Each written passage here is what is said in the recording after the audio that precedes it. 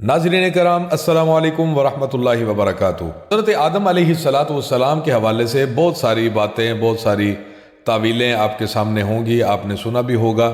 بھئی ان کا قد کتنا تھا، وہ کھاتے کیا تھے، رہتے کہاں تھے، جنت جہاں رہتے تھے وہ جنت کیسی تھی، اس کے بارے میں انشاءاللہ ہم تفصیلاً لیکن مختصر ویڈیو میں اس کو کور کرنے کی کوشش کریں گے۔ حضرت ابن عساکر رحمۃ اللہ تعالی علیہ نے بسند ابی بن کعب رضی اللہ تعالیٰ عنہ سے روایت نقل کی ہے کہ جناب رسول اللہ صلی اللہ علیہ وآلہ وسلم نے فرمایا، تمہارا باپ یعنی آدم علیہ السلام کھجور کے لمبے درخت کی طرح 60 ہاتھ لمبا اور بہت زیادہ بالوں والا اور اپنے سطر کو چھپانے والا تھا۔ یاد رہے یہ بات نبی کریم صلی اللہ علیہ وآلہ وسلم فرما رہے ہیں۔ اور جب جنت میں غلطی کا مرتکب ہوا تو اس کی شرمگاہ ظاہر ہو گئی، تو وہ جنت سے نکلے، ایک درخت آپ کے سامنے آیا اور آپ کی پیشانی کے بال پکڑ لیے، اور اللہ تعالیٰ نے آدم علیہ السلام کو پکارا کہ اے آدم مجھ سے بھاگ رہے ہو؟ حضرت آدم علیہ السلام نے جواب میں عرض کیا، اے اللہ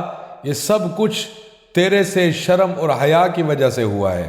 پھر حافظ ابن عساکر نے حضرت یحییٰ بن حمزہ کے واسطے سے روایت نقل کی ہے۔ یہ روایت زیادہ صحیح ہے کیونکہ پہلی روایت حسن کی ابی بن کعب سے تھی اور حسن نے ابی بن کعب کو نہیں پایا۔ پھر یہی روایت قتادہ نے انس کے واسطہ سے مرفوعاً بیان کی ہے۔ فرمان حق تعالی ہے وَنَادَاهُمَا رَبُّهُمَا أَلَمْ أَنْهَكُمَا، یہاں سے لے کے خاسرین آخر تک، یعنی 22 اور 23 آیت سورۃ الاعراف۔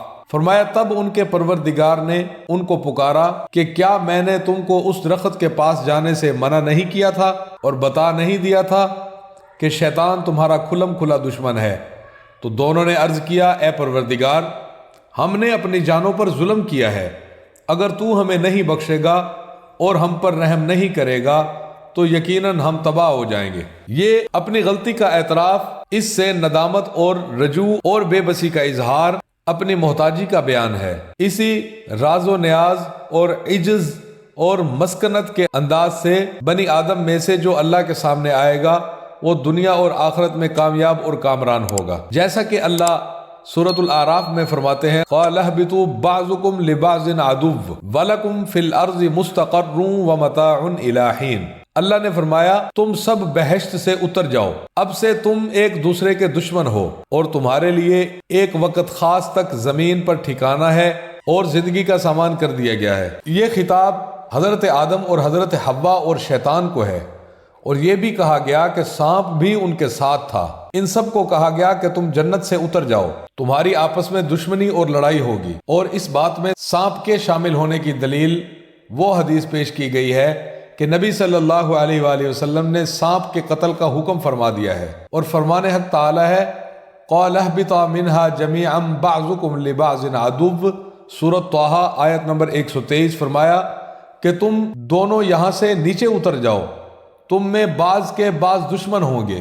یہ حکم حضرت آدم علیہ السلام اور ابلیس کو ہے، اور حضرت حوا حضرت آدم علیہ السلام کی تابع تھی، اور سانپ ابلیس کے ساتھ تھا۔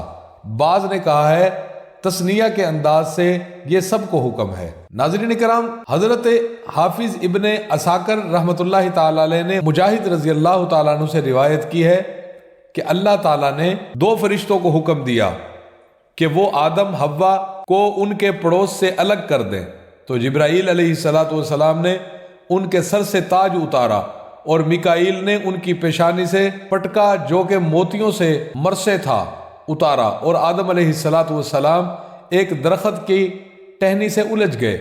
آدم علیہ السلام نے خیال کیا کہ انہیں گناہ کی سزا جلد دی گئی ہے، پس انہوں نے اپنا سر جھکا لیا اور اللہ تعالیٰ سے معافی کی درخواست کی۔ اللہ تعالیٰ نے فرمایا کیا مجھ سے بھاگ رہے ہو؟ حضرت آدم علیہ السلام نے عرض کیا کہ اے اللہ تجھ سے حیا اور شرم کی وجہ سے یہ سب کچھ ہوا ہے۔ ناظرین کرام، امید ہے آپ کو ہماری یہ ویڈیو پسند آئی ہوگی۔ اگر آپ کو ہماری ویڈیو پسند آئی ہے تو ویڈیو کو لائک کر کے چینل کو سبسکرائب کر دیں اور گھنٹی کے نشان کو ضرور دبا دیں تاکہ آئندہ آنے والی ہر نئی ویڈیو کا نوٹیفیکیشن آپ تک پہنچ سکے۔ اب تک کے لیے اتنا ہی، ملتے ہیں ایک نئی ویڈیو کے ساتھ، تب تک کے لیے اجازت دیجیے۔ اللہ حافظ، السلام علیکم ورحمۃ اللہ وبرکاتہ۔